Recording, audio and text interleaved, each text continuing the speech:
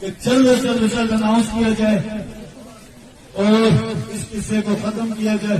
जब तक result announce नहीं हो रहे हम इधर भरने का ऐलान दे रहे हैं। कुरान स्टोर हेडक्वार्टर में जमा हो जाए।